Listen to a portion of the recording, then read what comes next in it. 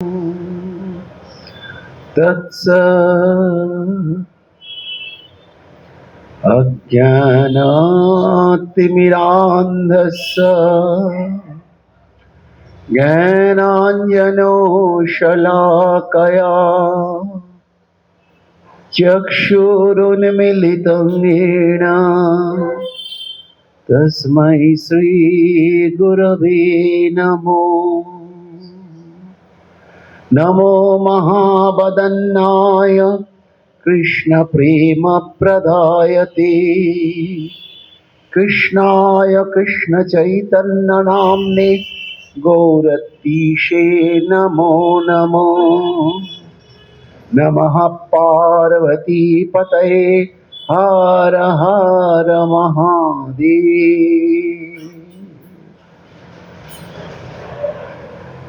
আমাদের গত সপ্তাহে মঙ্গলবার দোল পূর্ণিমার জন্য তো আলোচনা হয়নি। তার আগের সপ্তাহে মহাপ্রভুকে নিয়ে আমরা চিন্তা ভাবনা করছিলাম এবং বলেছিলাম যে তিনি যদি কৃপা করেন আজকেও মহাপ্রভুকে নিয়েই চিন্তা ভাবনা করা। তুলসীদাস তো যখন রামচরিতমানস লেখেন তখন উনি ওখানে বললেন যে হরি অনন্ত হরি কথা অনন্ত, হরি অনন্ত হরি কথা অনন্ত, হরিও অনন্ত হরির কথাও অনন্ত। তো অনন্তকে কোনোদিন ছোট্টর মধ্যে ধরা যায় না। এই গৌর কথাও অনন্ত। যেমন ভাগবতের মধ্যে ভগবান শ্রীহরির কথা আছে কিন্তু গুণবর্ণনা শেষ করা যায় না, তেমনি মহাপ্রভু সম্বন্ধে প্রামাণ্য গ্রন্থের মধ্যে আমরা চিন্তা করছি, যেটা গতদিনও বলেছি যে মহাপ্রভু একজন ঐতিহাসিক পুরুষ, তিনি কিন্তু কল্পনা জগতের লোক নন। এটা কৃষ্ণের সঙ্গে তার তফাৎ। কৃষ্ণ কবে জন্মেছেন সাল তারিখ বলতে বলুন তো পণ্ডিতদের, কত সাল, কত খ্রিস্টাব্দ, কত তারিখ, কি তারিখ ছিল, কোনো উত্তর নেই। উত্তর নেই কবে কি করেছেন, স্পেসিফিক উত্তর হয় না। কিন্তু চৈতন্য মহাপ্রভুর ক্ষেত্রে ব্যাপারটা কিন্তু তা নয়, সেখানে সাল তারিখ হিসেব সবকিছুই কিন্তু একটা পাওয়া যাচ্ছে। তাই ঐতিহাসিক পুরুষের বিশ্লেষণটা ঐতিহাসিকভাবেই চিন্তা করতে হয়। ওখানে অন্য ধরনের কথা বললে শিক্ষিত সমাজ বা গবেষকরা কিন্তু সেটা গ্রহণ করবেন না, করেনও। তাই আমাদের ঐতিহাসিক দৃষ্টিভঙ্গিতেই তার অবদান, তার গুরুত্ব, তার প্রাসঙ্গিকতা আমাদের ভাবা দরকার। একটা সময় ভারতবর্ষে ভক্তি আন্দোলন শুরু হয় সারা ভারতবর্ষ জুড়ে। সেখানে বঙ্গভূমি থেকে যেমন গৌরসুন্দর রয়েছেন, নিত্যানন্দ প্রভু রয়েছেন, অদ্বৈত আচার্য রয়েছেন, তেমনি সারা ভারতবর্ষের মধ্যেই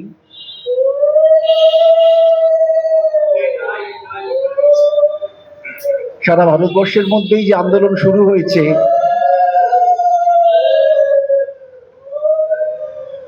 সেখানে পাঞ্জাবে গুরু নানক রয়েছেন।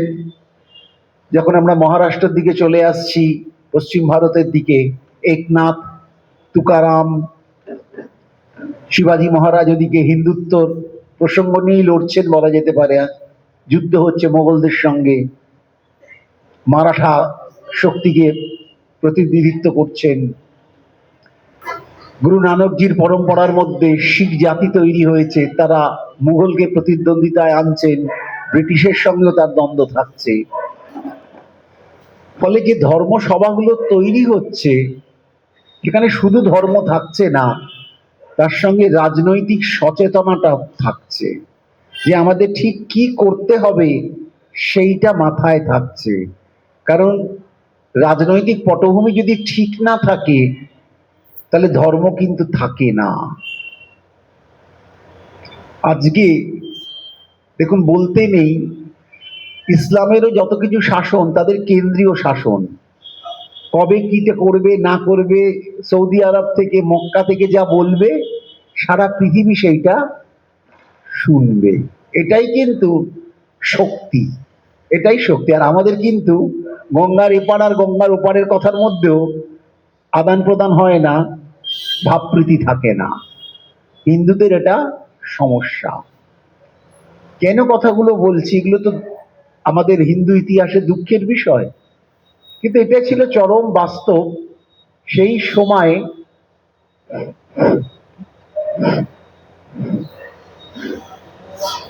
যখন চৈতন্য মহাপ্রভু আসছেন, হরিওম, তিনি এই বিধ্বস্ত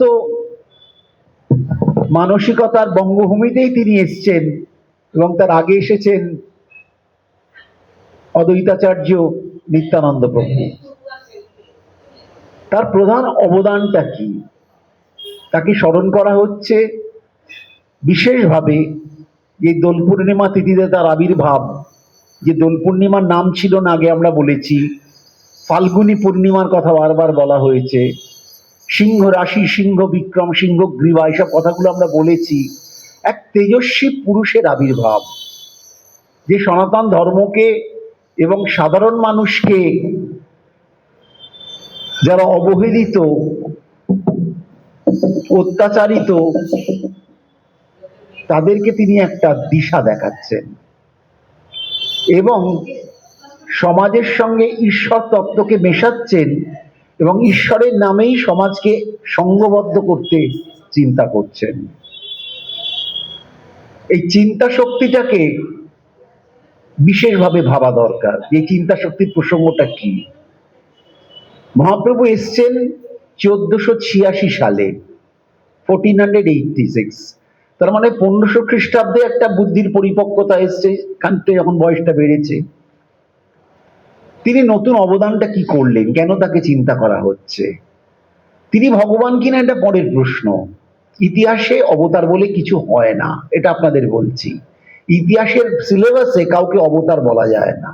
তার অবদানটাকে দেখতে হয়, তিনি সমাজে কি কি করছেন। কি কি করার প্রসঙ্গটাই আমাদের সব থেকে গুরুত্বপূর্ণ প্রসঙ্গ। 1486 মানে 1500 বললাম, তাহলে আজ থেকে মোটামুটি 500 বছর আগে। তাহলে তার আগে কি ধর্ম বলে কিছু ছিল না? তার আগে কি মানুষের অধ্যাত্ম ছিল না? ভাগবতের যে 10 অবতার শুনছেন, তার মধ্যে বেশিরভাগই তো মহাপ্রভুর আগে। মহাপ্রভুর পরে তো কেউ অবতার বলে কাউকে বলা সেরকম ভাবে হচ্ছে না ভাগবত অনুযায়ী। তাহলে ধর্ম কি নেই? ধর্ম কিন্তু আছে।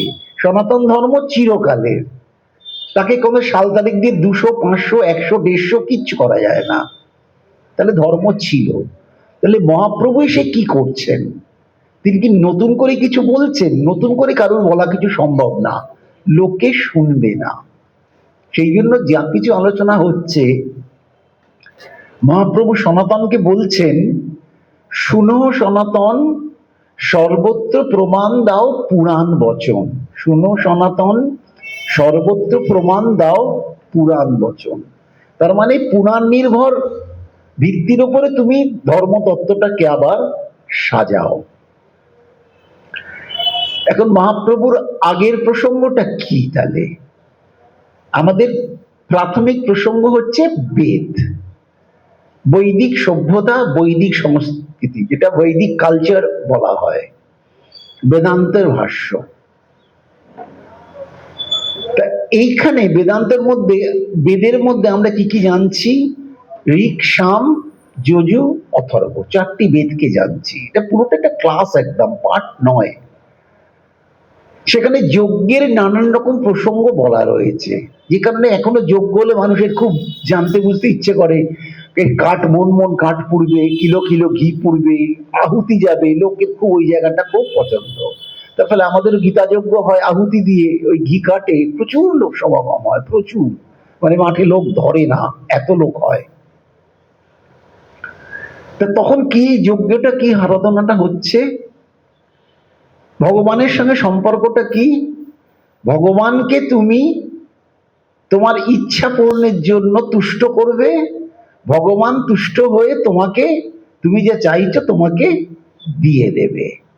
এইটা ছিল ধর্মের ভিত্তি চিরকালের জন্য। উদাহরণ আসবো, কারণ উদাহরণ না দিলে সংজ্ঞাটা পরিষ্কার হয় না।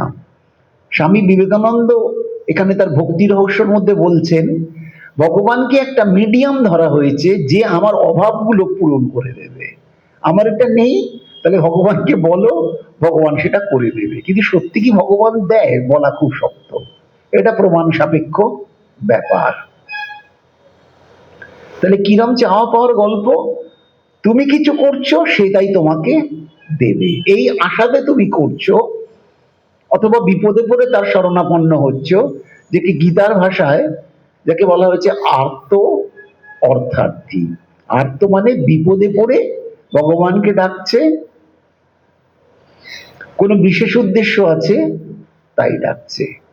আচ্ছা একটু ভাবুন তো, নর্দমা বাড়ির আটকে গেলে, ড্রেন বুঝে গেলে জমাদারকে ডাকতে হয়, তখন খুব জমাদারের সঙ্গে ভাব হয়, এই গো শুনছো কি গো, একটু সময় হবে গো, আমার ড্রেনটা একটু গন্ডগোল করছে, তুমি একটু আসবে তো। কিন্তু ড্রেন যখন হয়ে গেল, আর তুমি ডেকে কি তাকে সন্দেশটা দেবে? কেন, আর আমার দরকার নেই, তখন এই নোংরা কাপড়, দূরে যা দূরে যা, তখন দূরে যা। সম্পর্কটা ঠিক ভগবানের সঙ্গে ঠিক তাই হয়ে গেছিল। তোমার যখন দরকার, দরকারের সময় তুমি তাকে খুব ভালো ভালো কথা বলছো, তোমার স্বার্থ সিদ্ধি যখন হয়ে যাচ্ছে, আর তার সঙ্গে তোমার প্রীতির কোনো ব্যাপার নেই। মহাপ্রভুর সময়টাকে তিনটে ভাগে ভাগ করা হয়। আজকের কিন্তু আমি ইতিহাসের ক্লাস করছি, কোনো ভক্তি তত্ত্বে যাচ্ছি না। ঠিক যা ছিলেন মহাপ্রভু, প্রাক চৈতন্য মানে প্রি চৈতন্য পিরিয়ড, 1500 খ্রিস্টাব্দ, তার আগের খ্রিস্টাব্দ। প্রি চৈতন্য পিরিয়ড, একটা হচ্ছে চৈতন্য পিরিয়ড, উনি যতক্ষণ দিয়েছিলেন, আর একটা হচ্ছে পোস্ট চৈতন্য পিরিয়ড মানে উত্তর চৈতন্য নেক্সট পিরিয়ড। তিনটে ভাগে আমরা আলোচনা করছি। প্রাক চৈতন্য, যেখানে কোনো প্রীতির ব্যাপার নেই, সবটাই ভগবানের সঙ্গে সম্পর্ক হচ্ছে আদান প্রদান। আমি তোমাকে কিছু করব, নিত্য কিছু তোমাকে তুষ্ট করার চেষ্টা করব, তার বদলে আমি একটা কিছু পাবো, এই একদম ব্যাপার।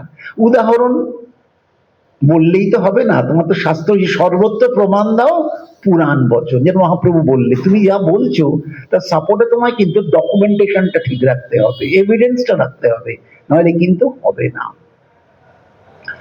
রামায়ণে চলে যাই একদম শুরু থেকে। রামায়ণ তো প্রথমে, মহারাজ দশরথের কোনো পুত্র সন্তান নেই, তাই তিনি ঋষ্যশৃঙ্গ মুনিকে ডাকলেন, ডেকে পুত্রেষ্টি যজ্ঞ করালেন। সেই যজ্ঞকুণ্ড থেকে এক যোগ্য পুরুষ এলেন, হাতে পায়েসের বাটি নিয়ে। চিন্তা কর, সব জানেন, আমি শুধু ঠেকিয়ে দিচ্ছি। সেই পায়েস খেয়ে রানীদের সন্তান হলে। তো রামনবমী আসছে, রামকথায় আবার যাওয়া যেতে পারে। কিন্তু যজ্ঞ হয়ে গেল, রানীদের বাচ্চা হয়ে গেল, রাজা কি আর যজ্ঞ করছেন? আর কিন্তু করছেন না। ওই পুত্রেষ্টি যজ্ঞ করে আমার ছেলে হবে, তাই তিনি যজ্ঞ পুরুষকে আহ্বান করে যজ্ঞ পূর্ণ করলেন। ঋষ্যশৃঙ্গ মুনি তার সম্পর্কে জামাই, শান্তার বর, শান্তা দশরথের কন্যা, ছোট্ট করে উল্লেখ করা আছে রামায়ণে। মাকে জানা নেই। ঋষ্যশৃঙ্গের যজ্ঞর ফলে ওই যজ্ঞ ভবি পাওয়া গেল, চরু পাওয়া গেল, সেটা খেয়ে রানীদের, তিন রানীর 4টি বাচ্চা হলো। রামকথার সময় তখন নয় যাওয়া যাবে।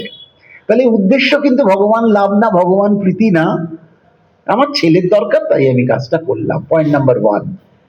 রাবণ, রাবণকে কিন্তু খুব হালকা করে ভাববেন না, যে রাবণ খুব বোকা, খুব দুর্বল, কিছু জানে না। রাবণ বিশ্রবা ঋষির পুত্র এবং ভয়ঙ্কর বেদজ্ঞ, তিনি যজ্ঞকর্মে নিপুণ। তিনি ব্রহ্মার কঠোর তপস্যা করে অমরত্ব চাইলেন। তাহলে তপস্যা কেন করছেন? অমরত্বের জন্য। অমরত্ব ব্রহ্মাজি দিলেন না, তাই ব্রহ্মার সৃষ্ট কোনো জীব তাকে মারবে না, কিন্তু মানুষ আর বাঁদরের কথা তিনি বললেন না। ফলে অটোমেটিক্যালি, স্বাভাবিকভাবে ভগবানের আবির্ভাব নরদেহেই হতে হবে, কারণ শঙ্খচক্র নিয়ে তিনি এই যুদ্ধ করতে পারবেন না। তাহলে বলার উদ্দেশ্য হচ্ছে, রাবণও যে আরাধনা করছে ঈশ্বর প্রাপ্তির জন্য না, তার কিছু জাগতিক জিনিস, অমরত্ব ইত্যাদি দুর্লভ দুর্লভ জিনিস পেয়ে যাওয়ার জন্য। 2 নম্বর হয়ে গেল। আচ্ছা, মহাভারতের মধ্যে ঢোকা যাক। হিরণ্যকশিপু, আগে মহাভারতে কেন যাব, হিরণ্যকশিপু তো আরো আগে, সত্যযুগের প্রসঙ্গ। তিনিও ব্রহ্মার তপস্যা করছেন। শ্রীমৎ ভাগবত বলছেন, তার মতো যজ্ঞ না আগে কেউ করেছে, না পরে কেউ করতে পারবে। এত কঠোর তপস্যা, তপস্যাটাও যজ্ঞ। এবং তার গায়েতে উই পোকাতে ভরে গেছিল, মানে এত নিশ্চল ভাবে তপস্যা করেছেন, এবং গা থেকে বাঁশ গাছ বেরিয়ে গেছিল, মানে এত উইয়ার মাটি জমেছিল সেইখান থেকে বাঁশ গাছ বেরিয়ে গেছে।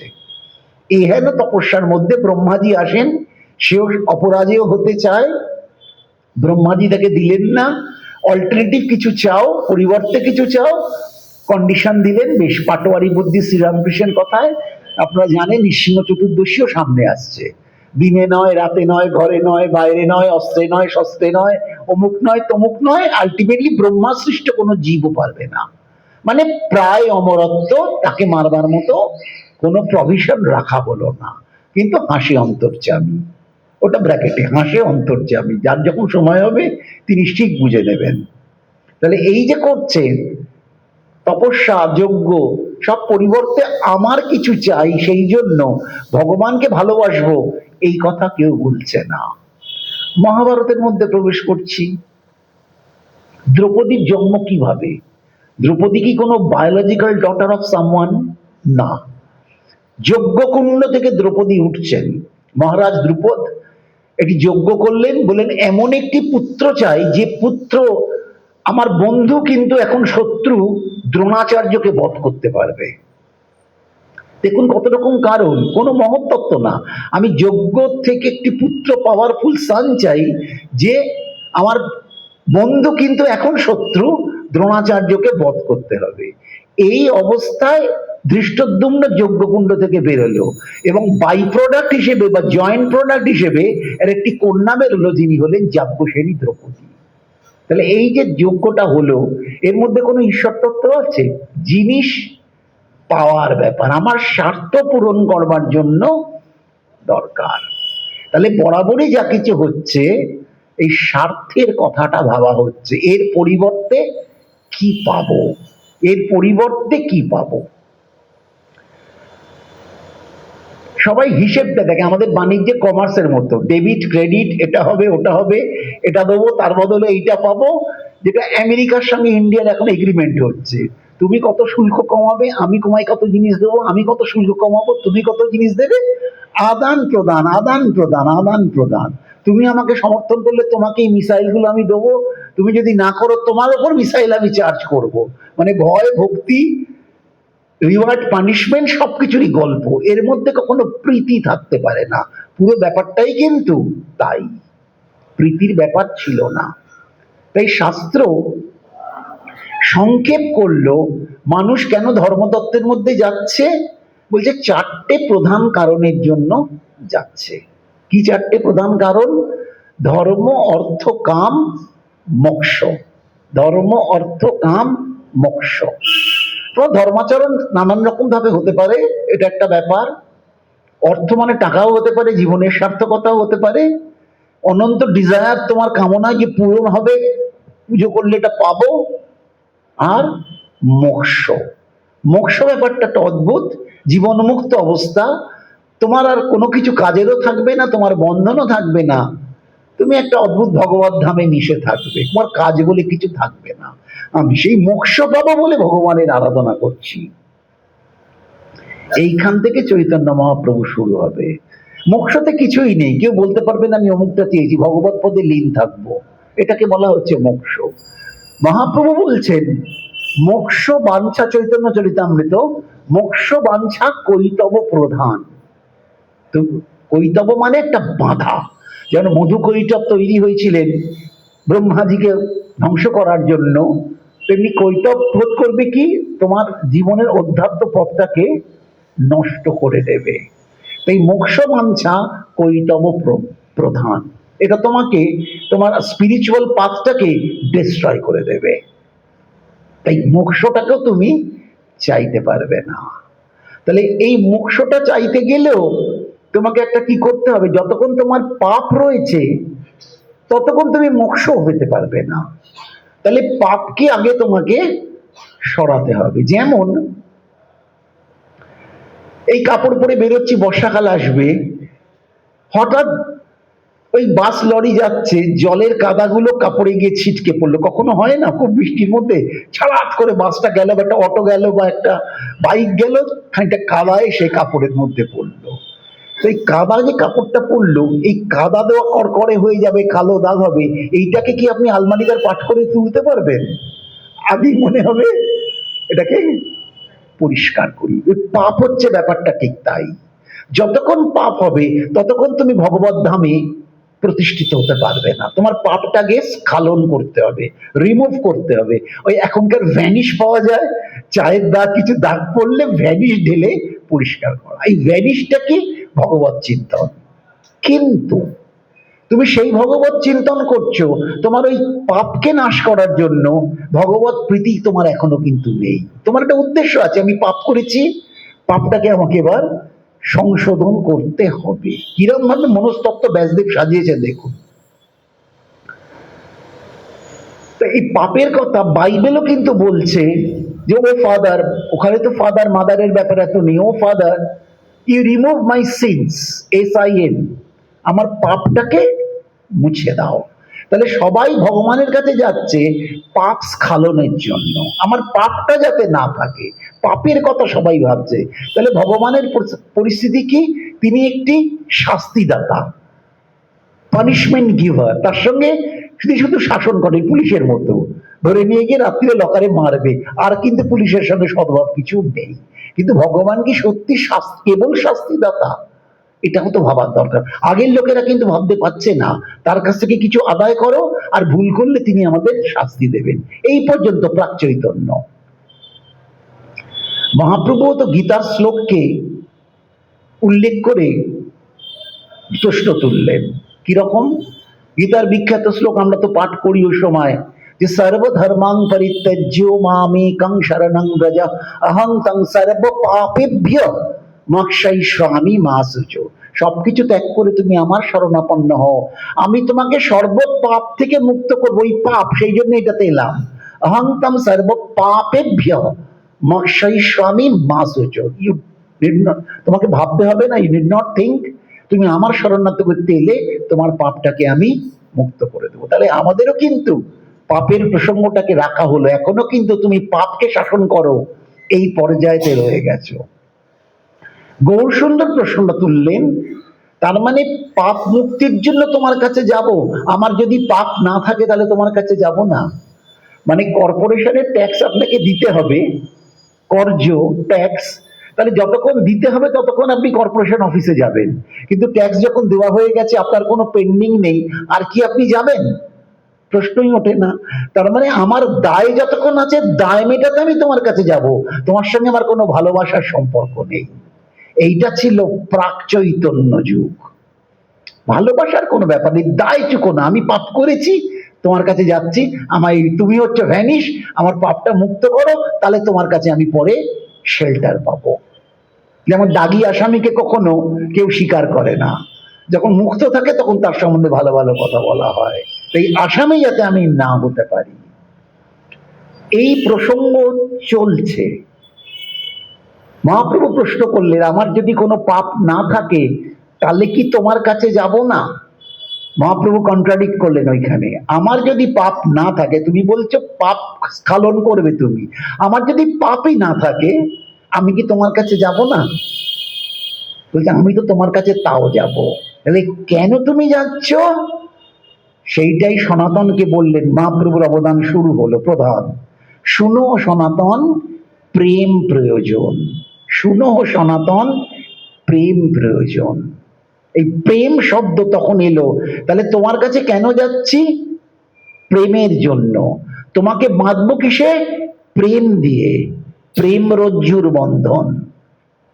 এই প্রেমটা কিরকম আসবে? শরণাগতি, প্রীতি,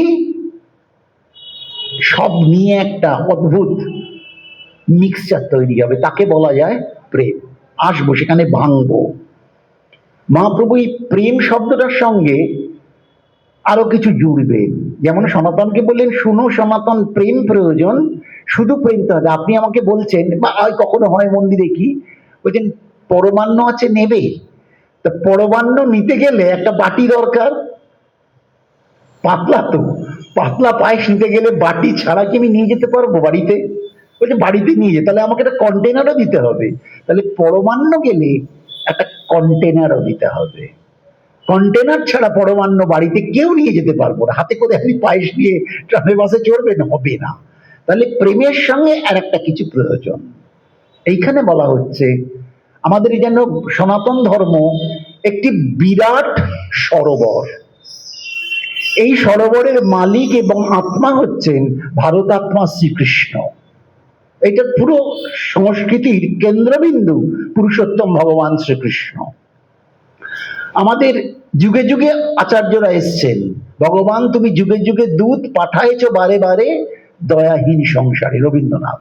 তাহলে কি একদিকে এসছেন বুদ্ধদেব খ্রিস্টপূর্ব 500, তারপর এসছেন আচার্য শঙ্কর 788। আজকে তো ইতিহাসের ক্লাস বলেই দিয়েছি সাল তারিখ দিয়ে, 500 BC, 500 বছর আগে, খ্রিস্টের 500 বছর আগে বুদ্ধ, 800 খ্রিস্টাব্দে জগৎগুরু আদি শঙ্করাচার্য। এই কৃষ্ণের সরোবরকে এরা দুজনকে বেঁধে সাজিয়ে দিলেন, যেন দুপাশে দুটো ঘাট তৈরি হলো।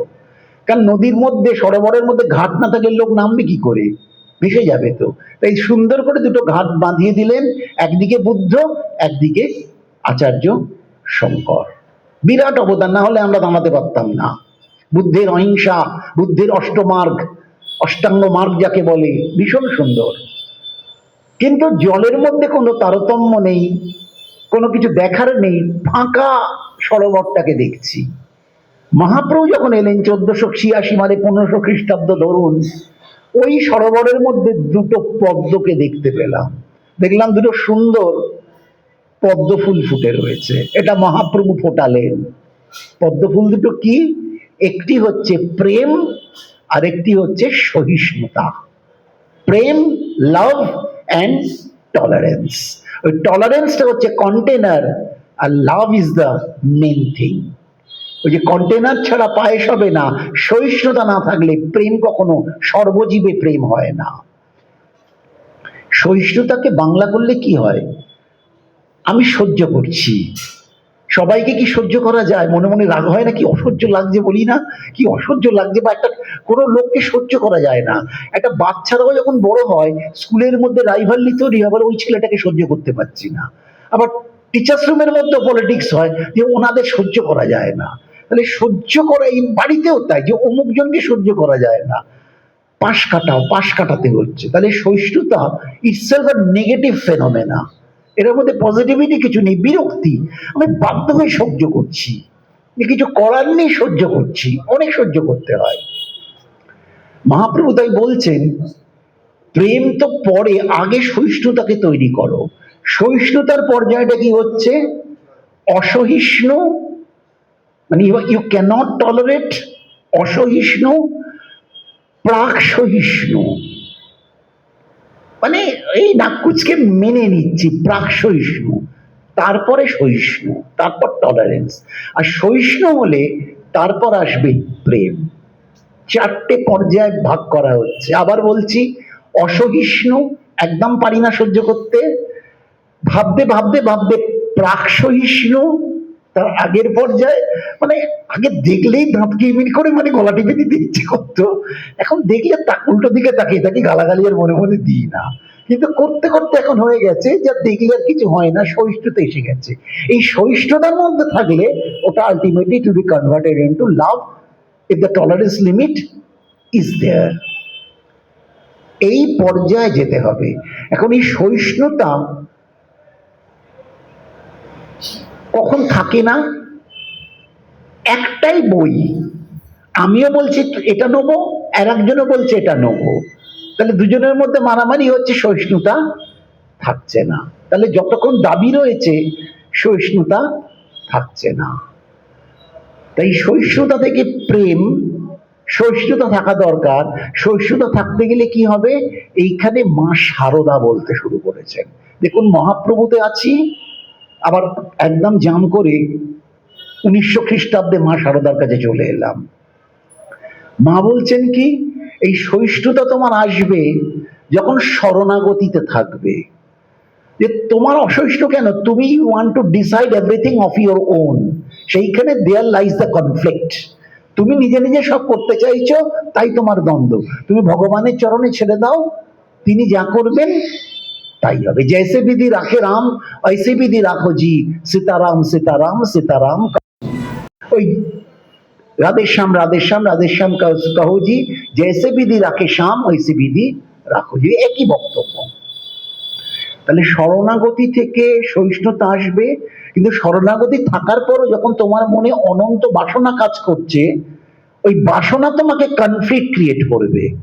আগুন জ্বলছে, চতুর্দিকে স্পার্ক করছে, এটা নেই ওইটা নেই, এটা চাই ওটা চাই, ওর কেন আমার নেই, আমার কেন ওর নেই, এই যে দ্বন্দ্ব, এর থেকে তোমার সহিষ্ণুতাও চলে যাবে, আর ভগবত বিষয়ে প্রেম চলে যাবে, অনিত্য বস্তুতে প্রেম আসবে। এই জন্য শ্রীরামকৃষ্ণ বলছেন তিনি হচ্ছেন বস্তু, তিনি মানে লর্ড, তিনি হচ্ছেন বস্তু আর সব হচ্ছে অবস্তু। তাহলে তিনি নিত্য, বাকি সব অনিত্য, তিনি বস্তু আর সব অবস্তু। এই ধারণায় যখন শরণাগতি আসবে, তোমার সহিষ্ণুতা আসবে, শরণাগতি থেকে প্রেম আসবে এবং প্রেম স্থায়ী হবে। সারদামা বললেন যখন তুমি নির্বাসনা হবে, নির্বাসনা হবে মানে অনিত্য বস্তুকে প্রতি তোমার আর কোনো আকর্ষণ থাকবে না, তখনই তোমার সহিষ্ণুতা থাকবে, শরণাগতি থাকবে, প্রেম থাকবে। তার আগে কিন্তু হবে না। ভেবে দেখুন কত সুন্দর সাইকোলজিক্যাল ফর্মুলাগুলো ডিরাইভ করা হয়েছে। ভক্তি রসামৃত সিন্ধুতে বিশদ আলোচনা রয়েছে যে দুধ সহজে পায়েস হয় না, দুধকে পায়েস করার একটা পদ্ধতি আছে, জ্বালাতে হবে, কতটা জ্বালাবে, আবার তলা ধরে যাবে না, সবকিছু নিয়ে কিন্তু সুন্দর পরমান্নটা হবে। তাহলে কতগুলো স্টেপ গেলে তবে আমাদের এই জিনিসে হবে। এবং এইখানে গোস্বামীগণ করেছেন আদৌ শ্রদ্ধা। এই পথে যে তুমি থাকবে, প্রথমেই তোমার থাকতে হবে শ্রদ্ধা। শ্রদ্ধা ছাড়া কখনো কিছু হয় না। গীতার মধ্যে কি বলছে, সম্ভবত জ্ঞানযোগের 39 নম্বর শ্লোক, যে শ্রদ্ধাবান লভতে জ্ঞানম তৎপর সংযতেন্দ্রিয় জ্ঞানং লব্ধ পরাং শান্তি অচিরেনা অধিগচ্ছতি। শ্রদ্ধাবান লভতে জ্ঞানম, তুমি যে শিখছো জানছো, এটা জ্ঞানযোগের 39 নম্বর শ্লোক, সম্ভবত 39, সব তো মনে থাকে না। শ্রদ্ধাবান লভতে জ্ঞানম, যা শ্রদ্ধা আছে সেই ভগবত তত্ত্ব জানতে পারবে। তৎপর সংযতেন্দ্রিয়, তৎ মানে ব্রহ্মবাচক, সে ব্রহ্মতে মন দিয়ে ইন্দ্রিয়কে সংযত করো। সংযত ইন্দ্রিয়, সংযতেন্দ্রিয়, ইন্দ্রিয় সংযত না করলে তোমার নির্বাসনা হবে না, নির্বাসনা না হলে প্রেম স্থায়ী হবে না। ইন্দ্রিয়কে সংযত করো। জ্ঞানং লব্ধ পরাং শান্তি, এই জ্ঞানটা পেলেই, ব্রহ্মতত্ত্ব পেলেই তোমার শান্তি আসবে। অচিরেনা অধিগচ্ছতি, খুব শীঘ্রই তুমি শান্তি পাবে। দেখুন খুব বাস্তব দিয়ে ভাবুন, স্বীকার করার কোনো দায় নেই। মানুষের টাকা পয়সা অর্থ বিত্ত সব আছে, শান্তি কি আছে? ভেবে দেখুন, কোনো না কোনো ভাবে এই চেয়ারের মধ্যে পেরেক বেরিয়ে থাকলে যা হয়, একবার এদিকটা খ্যাচ করে লাগছে, একবার ওদিকটা খ্যাচ করে লাগছে। শুধু দেহ না, দেহ মন অর্থ বিত্ত অধ্যাত্ম সব জায়গায় কি বিরক্তি, বিরক্তি। এই বিরক্তি কেন আসছে? বাসনা থেকে আসছে। তাই নির্বাসনা থেকে সহিষ্ণুতা আসবে, সহিষ্ণুতা থেকে এখন প্রেম আসবে। এই প্রেমের পথ দেখাচ্ছেন শ্রীমন মহাপ্রভু। প্রাক চৈতন্য থেকে চৈতন্য পর্যায়ে চলে এলাম। এই প্রেমের কথা আগে আমরা শাস্ত্রের মধ্যে পাচ্ছি না, সেই জন্যই তিনি বলছেন যে শুনো সনাতন, প্রেম প্রয়োজন। এবার প্রেম তত্ত্বের মধ্যে আসা দরকার। এই প্রেম মানে কলেজের ছেলে মেয়ের হাত ধরে প্রেম করে বিয়ে করে মারামারি করে আবার 2 বছরের মধ্যে সেপারেশনের উকিলের চিঠি দেওয়া, সেই প্রেমের কথা বলা হচ্ছে না, ওটা অন্যরকম। মানবতার প্রেম, ঈশ্বর প্রেম, বিশ্বজনীন প্রেম, সর্বজনীন প্রেম। মানুষকে দেখো, ভাবো। আজকাল তো সেই হোয়াটসঅ্যাপে নানান রকম ছবি আসে, তাতে একটা জায়গায় একটা ছবি পাঠিয়েছে আমাকে, যে জগন্নাথ দেব একটি পর্দা সরিয়ে ভক্তকে বলছেন, খুব সুন্দর একটা পর্দার মধ্যে জগন্নাথ দেব মুখ বের করে বলছেন, তুমি কোনো মানুষের মুখের হাসির কারণ হও, দেখবে তুমি সুখও পাবে, তুমি শান্তিও পাবে। জগন্নাথ দেব বলছেন তুমি কারোর মুখের হাসির কারণ হও, মানে সে বিপদে আছে, অসুবিধাতে আছে, তুমি তাকে যদি সাহায্য করে তার পাশে দাঁড়িয়ে তাকে হাসি সৃষ্টি করাতে পারো, দেখবে তোমার সুখও আছে, শান্তিও আছে। আমাদের স্বভাবটা কি? এটা তো জগন্নাথ দেব বলছেন, সব ভালো ভালো আমরা বলছি। শান্তি নিয়ে একটা মাইলস্টোন দিয়েছে যে এখন অনেক দূরের পাহাড়, বলছে তোমাকে এখন অনেক হাঁটতে হবে শান্তির জন্য। Miles to go before I sleep and miles to go before I sleep. শান্তির পথে আমরা যেতে চাই না, আমরা অশান্তিটাকে ভালোবাসি। আর শান্তির রাস্তা কি? গীতায় ভগবান ছোট্ট করে বলে দিচ্ছেন অর্জুনকে, ত্যাগাৎ শান্তি অনন্তরম। ত্যাগাৎ শান্তি অনন্তরম। গীতা, তুমি যখন ত্যাগ করতে পারবে তখনই দেখবে শান্তি পাবে। যতক্ষণ ধরে রাখতে চাইবে অশান্তিকেই তুমি ধরে রেখেছ, যখন ছেড়ে দিতে পারবে তখনই দেখবে তুমি শান্তি পাবে। ভগবত বাণী ত্যাগাৎ শান্তি অনন্তরম। এই ত্যাগ, বৈরাগ্য, সহিষ্ণুতা, প্রেম, শরণাগতি সবকিছু নিয়ে একটা যে ফুলের মোড়ক হচ্ছে, সেটা তিনি শ্রীকৃষ্ণ চরণে মহাপ্রভু অর্পণ করতে দেখাচ্ছেন। যে কেন মহাপ্রভু? এই সমস্ত হচ্ছে মহাপ্রভুর চিন্তা ভাবনা থেকে যাচ্ছে শাস্ত্র মন্থন করে। এবার একটু ভাবা যাক, এই প্রেম তত্ত্ব, প্রেম স্বরূপিণী কে? আপনারা যে এত কৃষ্ণ আরাধনার প্রসঙ্গে থাকেন, ভগবানের এই প্রেম স্বরূপিণী শক্তি কে? শ্রীরাধিকা। শ্রীরাধিকা হচ্ছেন মহাভাব শিরোমণি রাধা ঠাকুরানী। মহাভাব শিরোমণি রাধা ঠাকুরানী, সর্বকান্তা শিরোমণি রাধা ঠাকুরানী। কান্তা মানে স্ত্রী, লাভার, যা কিছু ভাবুন। যদি ভগবানের অনেক কান্তা রয়েছেন, অনেক স্ত্রীর ব্যাপার রয়েছেন, লক্ষ্মী স্বরূপারা রয়েছেন, দ্বারকার মহিষীরা রয়েছেন, বৃন্দাবনের গোপাঙ্গনা রয়েছেন, সবার মধ্যে শ্রেষ্ঠত্বে রাখা হয়েছে শ্রীরাধিকা। মহাভাব শিরোমণি, শিরোমণি মানে টপে রয়েছেন, মহাভাব শিরোমণি রাধা ঠাকুরানী। চৈতন্য চরিতামৃতম এইভাবেই বর্ণনা করছেন। আমরা পাপ দিয়ে শুরু করেছিলাম আজকে। প্রথমে আলোচনাটা ছিল পাপ স্খলন। এই পাপের প্রসঙ্গ বৃন্দাবনের কিংবদন্তি উপকথার মধ্যে চলে যাওয়া। শ্রীকৃষ্ণের খুব মাথা ব্যথা, জ্বর, কিছুতেই অসুখ সারছে না, এগুলোর ফিলোসফিগুলোকে ধরতে হবে। গল্পটাকে নিয়ে সত্যি মিথ্যের বিচার করে লাভ নেই। আপনারা জানেন যে অশ্বিনী কুমারদের ডাকা হয়েছিল, কোনোতেই কোনো উপশম হচ্ছে না। বললেন কোনো ভক্ত যদি তার পায়ের ধুলো ভগবানের মাথায় দেয় তাহলে তার সেরে যাবে। তা ন্যাচারালি সর্বক্ষণ শ্রীমান নারায়ণ নারায়ণ হরি হরি আর কে করেন? একমাত্র নারদজি আছেন, যে নারদজি ঘর নেই, সংসার নেই, তাকে ভাবতে হয় না। ওই লোকের কাছে গিয়ে একটু লাগিয়ে দেন কি করে অশান্তি বাড়াতে হয়, সেটাও প্রভুরই লীলা পূর্ণ করার জন্যই। তারা অনেক কারণ আছে, সেই নারদে তাহলে ঢুকতে হয়। কিন্তু তার কোনো সংসারের দায় নেই, তিনি হরিনাম করে বেড়ান, তিনি করতে পারেন। তাহলে নারদই শ্রেষ্ঠ ভক্ত, নারদের কাছে পায়ের ধুলো চাও। নারদ বললেন না না, শ্রীহরির চরণ ধুলো আমি মাথায় নিয়ে আমি ভগবানকে পায়ের ধুলো দিয়ে নরকবাস করতে পারবো না। কারণ ভগবানকে পায়ের ধুলো দেওয়া লাঠি মারা তো একই হলো, কিন্তু কি করা সম্ভবই না, কোনো মানুষেরই সম্ভব না। শিবজিকেও বলা হলো বৈষ্ণবানাং যথা শম্ভু, বৈষ্ণবগণের মধ্যে শ্রেষ্ঠ হচ্ছেন শিব। ভাগবত অন্তত বলছেন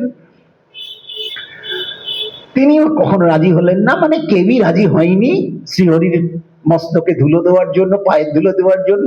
সবারই কিন্তু পাপের ভয়। আস্তে আস্তে কোনো সমস্যা না, এ তো টাকা পয়সা না, মানে বিনা পয়সায় জ্ঞান দিতে সবাই চায়, আর আবুল তাবুল বোঝাতেও সবাই চায়। কেন? কষ্ট হয় না। টাকা দিতে হলে তখন ভাবতো, তখন চুপ করে যেত। তো এখানে তো কিছু দিতে হবে না, শুধু পায়ের ধুলো দিয়ে দাও, জ্ঞান দেওয়ার মতোই। কিন্তু কেউ দিতে চাইছে না। রাধারানীর কাছে যখন যাওয়া হয়েছে, আপনারা জানেন, বললেন ঠিক আছে, যদি কৃষ্ণ যদি সেরে ওঠে, কৃষ্ণ যদি চায়, তাহলে আমার পাপের কোনো ভয় নেই, তোমরা আমার পায়ের ধুলো নিয়ে যাও। এবং তাই দিচ্ছেন, এবং কৃষ্ণ সেরে উঠছেন। তার মানে কি, এই যে রাধারানী এলেন, তার পাপের জন্য পাপ পুণ্য কি হবে এটা বড় কথা না। আমি ভগবানকে ভালোবাসি, তার জন্য আনকন্ডিশনাল, চুক্তিবিহীন, এর বদলে আমি যাচ্ছি মানে তোমাকেই দিতে হবে এইটা না। তুমি ভালো থাকবে, নিজের কথা মা ভাবিব, তোমার সুখ সদা গণিব। নিজের কথা না ভাবিব, তোমার সুখ সদা গণিব। ইনি হচ্ছেন শ্রীরাধিকা। তা ইনি প্রেম স্বরূপিণী, বৈদান্তিক ব্যাখ্যায় তিনি ভগবানের লাদিনী শক্তি, আনন্দদায়িনী শক্তি। তিনি মনমোহনের মনমোহিনী। ভগবানকে মোহিত করছেন, ভগবানকে দেখে ভক্তরা মোহিত হচ্ছে। ভগবান মোহিত হচ্ছেন কাকে দেখে? মনমোহিনী শ্রীরাধিকাকে দেখে। এখন এই যে শ্রীরাধিকা প্রেম স্বরূপিনী, তিনি শক্তি। আপনারা কীর্তন এগুলো শোনেন, ভগবান যখন সেই বাঁ হাতে গোবর্ধন ধারণ করলেন, গোবর্ধন লীলার মধ্যে ভাবুন বাঁ হাতে, ডান হাতে কিন্তু নয়, বাঁ হাতে। কেন লেফট হ্যান্ড? কারণ বাঁ দিকটা, বামা শক্তিকে বসানো হচ্ছে। কৃষ্ণের বাঁ দিকে কিন্তু রাধারানী, চিন্তা করবেন যখন মূর্তি হয় এখানে তো একা, তার বাঁ দিকে হচ্ছে রাধারানী। সর্ব জায়গায় লক্ষ্মী নারায়ণের বাঁ দিকেই থাকবেন, এইভাবেই ব্যাপারটা, লাদিনী শক্তি। আচ্ছা, শক্তি আর শক্তিমান বেদান্তের ব্যাখ্যা যা যাচ্ছে, চরিতামৃত তাকে মেনে নিয়েছে। এই যে আলোর খেলাটা দেখছেন, এত বড় ঝাড়, এতগুলো আলো পাখা জ্বলছে, আমার মাইকে কথা বলছি, জোরে জোরে শোনাচ্ছে, পাওয়ারটা যদি অফ করে দেয়, মিটার বাক্সটা অফ হয়ে যায়, আর কিছু থাকবে? কিচ্ছু থাকবে না। অন্ধকারে আমরা একদম ডুবে যাব, মাইক চলবে না, একবার জোরে নিতাই গৌর হরিবোল করে বাড়ি চলে যেতে হবে, আর কিচ্ছু করার উপায় থাকবে না। তাহলে এই শক্তিটাকে কি দেখতে পাচ্ছেন? যে কারেন্টটা আসছে, what ever the feature of this current, যদি আঁকতে দেওয়া হয়, বাচ্চা না এঁকে দেবে, এটা জিগজ্যাগ কারেন্ট, মানে বিদ্যুতের খেলার মতো ছবিতে দেখানো যেতে পারে, কিন্তু আর আঁকতে তো মাথা, কান, চোখ, হাত, পা, সে শাড়ি পরে না গয়না পরে না কি পরে, এসবের তো উত্তর হয় না। তাই শক্তিকে কখনো রূপ দেওয়া যায় না, এটা শাস্ত্রকাররা বুঝেছিলেন। তাই রূপবিহীন তিনি একটি শক্তি। ওই গোবর্ধন ধারণের সময় ওই সুখসারী সংবাদ আপনারা শোনেন, সুখসারী কথা, সুখ বলে আমার কৃষ্ণ গিরি ধরেছিল, সারি কখন বলছেন কি, সারি বলে আমার রাধা শক্তি সঞ্চারিল, নইলে পারবে কেন, otherwise it was not possible for him. আমার রাধা শক্তি সঞ্চারিল, কিন্তু পারবে কেন? কিন্তু কি কোনো ছবিতে দেখেছেন রাধারানী গিয়ে কৃষ্ণের সঙ্গে লাঠি নিয়ে গোবর্ধন ধারণ করছেন? একদম না। এই যে ঢাকটা বাজে আরতিতে, এখন অনেক মন্দিরে দেখবেন ঢাক বাজে, ওই একসঙ্গে ইলেকট্রিকে চলে, ডাম ডাম ডাম ডাম ডাম করে, কালী মন্দিরে সব জায়গায় বাজে। 1 লাখ টাকা যখন দাম করেছিল পুরো সেট, মানে ঘন্টা বাজবে বাজবে, সুইচটা অন করা হয়েছে তাই বাজছে, বাক্স পুরো পড়ে থাকবে, সুইচটা দিয়ে অফ করা থাকবে। কেন বলছি? পাওয়ার। পাওয়ারটা কি চেঞ্জ করলে? শক্তি। শক্তি কিন্তু সংস্কৃতে স্ত্রীলিঙ্গ, ফিমেল জেন্ডার, মেল জেন্ডার না। শক্তিমান হচ্ছে মেল জেন্ডার, কিন্তু শক্তি হচ্ছে ফিমেল জেন্ডার। তাহলে এই যে ফিমেল জেন্ডার ভগবানের শক্তি, তাকে কিন্তু দেখা যায় না। কিন্তু দেখা যায় না মানে নেই না, তিনি আছেন, কিন্তু নট ভিজিবল ইন আই, চোখে আমরা দেখতে পাবো না, কিন্তু তার অস্তিত্বটা আছে। এবার ভাবুন, এই শক্তির অস্তিত্ব শাস্ত্র কিভাবে করছে, ইতিহাস কিভাবে করছে, আমরা তো ঐতিহাসিক গবেষণা। আমাদের বৈষ্ণব দর্শনে 7টা বিষ্ণু মন্দিরের কথা বলা আছে, 7টা বিষ্ণু মন্দির, মানে বিখ্যাত ঐতিহাসিক প্রাচীনতম মন্দির। এই বিল্লার একটা মন্দির করেছে, ওই মন্দির না। দীঘাতে একটা জগন্নাথ মন্দির হয়েছে, ওই জগন্নাথ মন্দির না। 1000 বছরের বেশি পুরনো ট্র্যাডিশনাল যে 7টা বিষ্ণু মন্দির, বলছে শাস্ত্র তোমার ওই 7টা মন্দির তুমি দর্শন করবে, মানে এটা একটা লাইফ টার্গেট। যেমন দ্বাদশ জ্যোতির্লিঙ্গ একটা ব্যাপার, 4 ধাম একটা ব্যাপার, তেমনি বৈষ্ণব দর্শনের 7টা বিষ্ণু মন্দির দর্শন করতে বলা হয়েছে। আমি ম্যাপ ওয়াইজ একটু ঘুরি, একদম ম্যাপ দিয়ে ঘুরি, তাহলে বুঝতে সুবিধে হবে, কারণ আমাদের তো কলেজের ক্লাস হচ্ছে, বারবারই বলছি। ওপরে চলে যান একদম বদ্রীনাথ, আগে ধামটাকে দেখা যাক। বদ্রীনাথ, বদ্রীনাথের উপর অনন্ত স্তব করা রয়েছে, অনন্ত বদ্রীনাথের স্তব রয়েছে, সেখানে রীতিমতো আরতি হয়, স্তব হয়, কিন্তু সঙ্গে কে আছেন? লক্ষ্মী দেবী, শ্রীরাধা কিন্তু নেই। 1। এবার নামছি উত্তর থেকে পূর্ব ভারতে আসছি, পুরী জগন্নাথ। 3 ভাই বোন বসে আছেন মন্দিরের পেছনে, একদিকে রুক্মিণী লক্ষ্মী স্বরূপিণী, লক্ষ্মী তিনি, যখন রথ থেকে ফেরেনি রুক্মিণী রাগ হয়, দরজা বন্ধ করে দেয়, রসগোল্লা খাওয়াতে হয়, গল্প সব দিয়েছে, রুক্মিণী রাধা নন। আর পেছনে রয়েছেন মা বিমলা, বিমলা পুরুষোত্তমে, আদ্যাস্তবের মধ্যে বিমলা পুরুষোত্তমে মা রয়েছেন, ওরা সতীপীঠ ওটা একটা। তাহলে রাধা কিন্তু নেই। তাহলে জগন্নাথ বদ্রীনাথ চলে গেল, দ্বারকা গুজরাট চলে গেলেন, যেমন একাধিকবার ঘোরায় সব জায়গা। সেখানে দ্বারকাধীশ শঙ্খচক্র গদাপদ্ম, রুক্মিণী মন্দির মানে লক্ষ্মী। রাম জন্মে ভবেত সীতা রুক্মিণী কৃষ্ণ জন্মনি, রাম জন্মে ভবেত সীতা, বৈকুণ্ঠেশ্বরী রাম যখন এলেন তখন সীতা হয়ে এলেন। রাম জন্মে ভবেত সীতা রুক্মিণী কৃষ্ণ জন্মনি, যখন কৃষ্ণ এলেন তখন তিনি হয়ে গেলেন বিদর্ভ রাজকন্যা রুক্মিণী মহারানী, পাটরানী। তাহলে দ্বারকাতেও ভগবান শঙ্খচক্র, দ্বারকা আপনারা গেছেন অনেকে, শঙ্খচক্র গদাপদ্ম, মাসির কোনো ব্যাপার নেই। এবং ওদিকে রুক্মিণী রয়েছেন, রাজাধিরাজের ব্যাপার, হিরে মুক্ত গয়না পরে ঘোরেন। ও বৃন্দাবনের ওই সব ফুলের মালার কোনো ব্যাপার নেই, গয়নায় মুড়ে হিরে পান্নাতে ঝলসাচ্ছেন। শ্রী রাধিকা ওখানে নেই, কোনো দিন যাননি। তাহলে বদ্রীনাথ, জগন্নাথ, দ্বারকা হয়ে গেল, তিনটে ধাম হয়ে গেল। উত্তর না, রামেশ্বরে যাচ্ছেন, পতিত পাবন সীতারাম, রামেশ্বরের লিঙ্গ, রামের ঈশ্বর রামেশ্বর। শিবজি বললেন রাম যে আর ঈশ্বর, সে হচ্ছে রামেশ্বর। দরজাগুলো রাম সীতার অবয়ব দিয়ে, রূপোর গেটগুলো চোখের উপর আমার ভাসছে, ভারী ভারী রূপোর দরজা। সেখানেও রাধারানীর কোনো ব্যাপার নেই, চারটে হয়ে গেল। এখন ভারতবর্ষের ধনীতম বিষ্ণু মন্দির এবং মন্দির হচ্ছেন ত্রিবান্ধামের পদ্মনাভ। অনন্ত শয্যায় ভগবান সাহিত্য, এত হিরে মুক্ত তার আছে, গুণে শেষ করা যাচ্ছে না। নাভিকমলে পদ্ম, পায়ের কাছে লক্ষ্মী দেবী। শ্রীরাধিকার কিন্তু কোনো স্থান নেই। 5 নম্বর হয়ে গেল ধনীতম মূর্তি। 6 নম্বর যাচ্ছি রঙ্গনাথ স্বামী,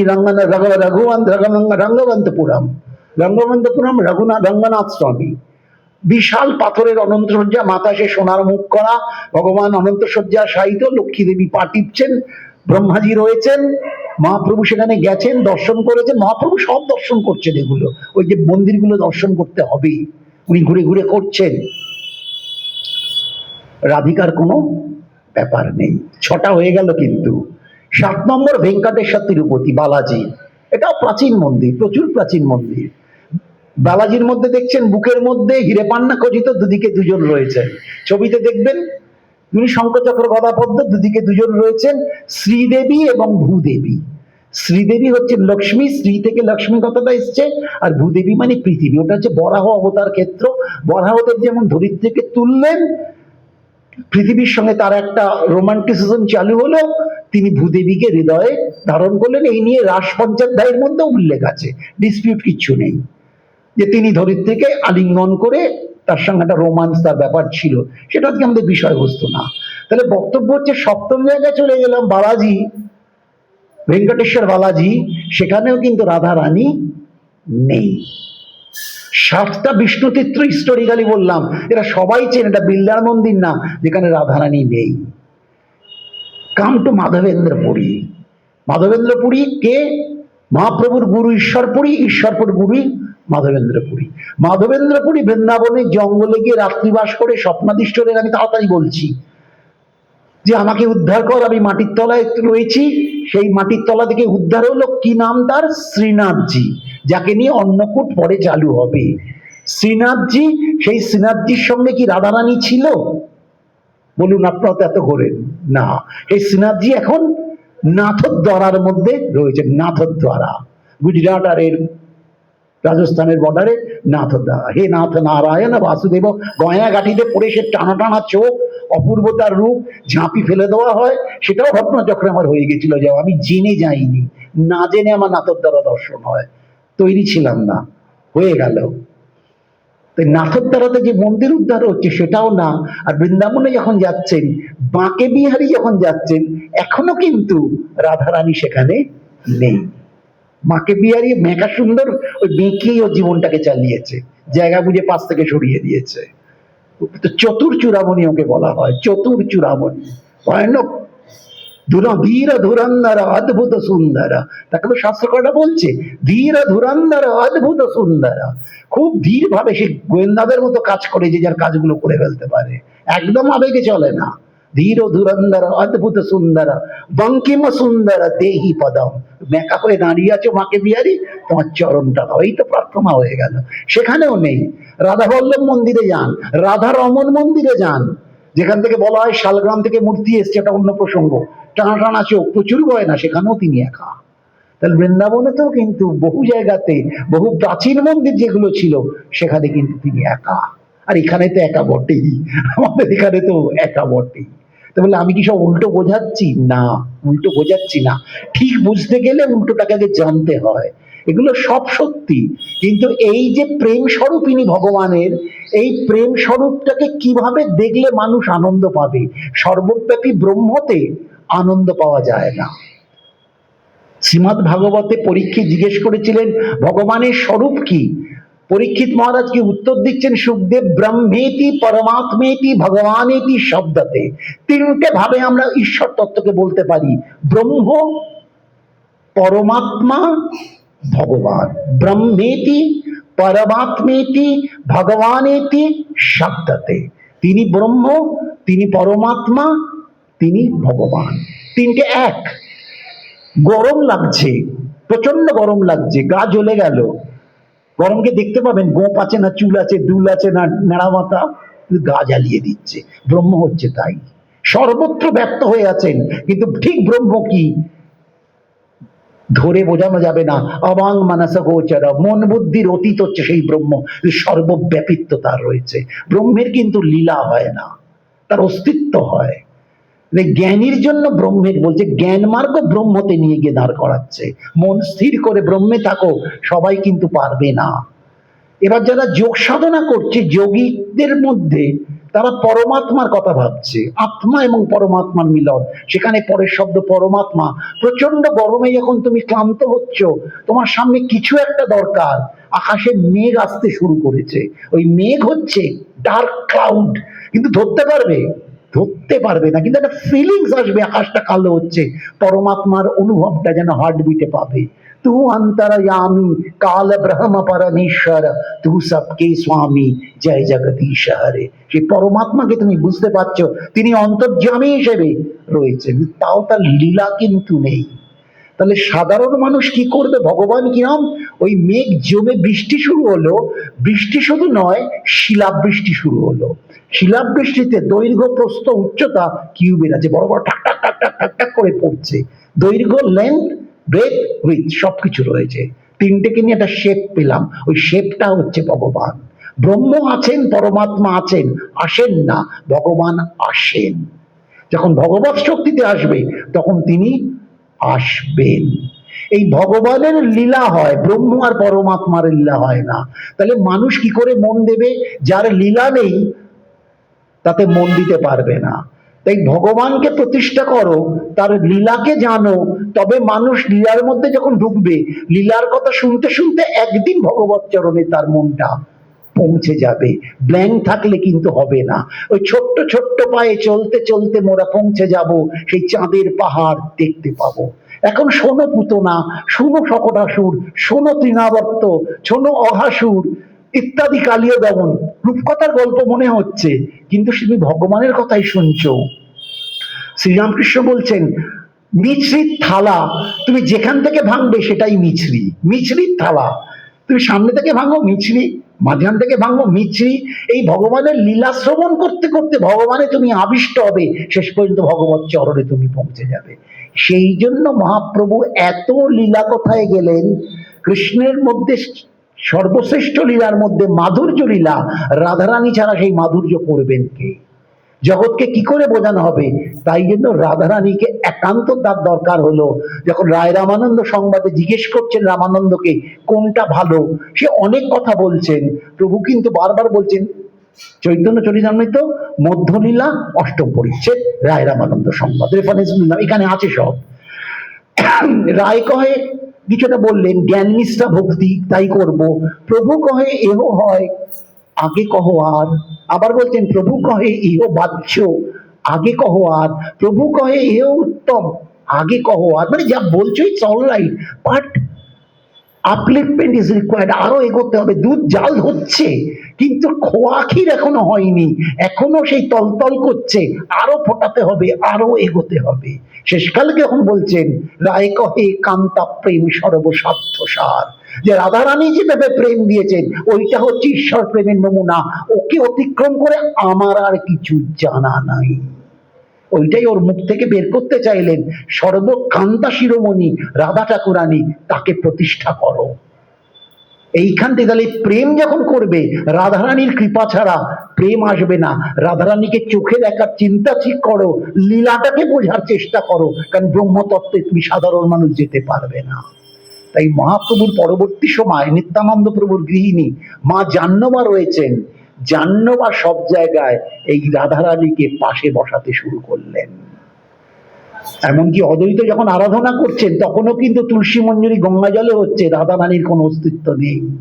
এবং যে কীর্তন নবদ্বীপে হচ্ছে, কৃষ্ণ কেশব কৃষ্ণ কেশব কৃষ্ণ কেশব পাহিমাং, রাম রাঘব রাম রাঘব রাম রাঘব রক্ষমান, রাধা কিন্তু নেই।